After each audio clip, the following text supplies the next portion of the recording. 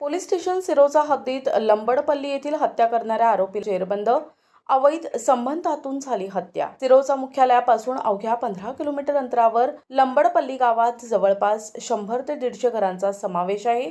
3 जून 2025 ला लंबडपल्ली गावात श्री आकुदारी यांच्या घरी लग्नाचा समारोह असल्यानं हळदीच्या कार्यक्रमाला गावातील सर्व मंडळी हजर होती आणि गावात विद्युत पुरवठा खंडित असल्यानं संपूर्ण गावात अंधार होता।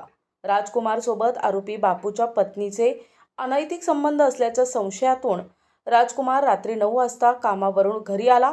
आरोपी बापू राजकुमारची वाटच पाहत होता।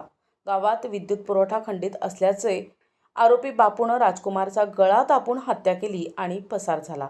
हत्येची माहिती मिळताच विभागाने लंबडपल्ली गावात आरोपीचा शोध घेणं सुरू केलं। गावातील शेकडो लोकांकडून चौकशी केली असता काहीच हाती आले नाही।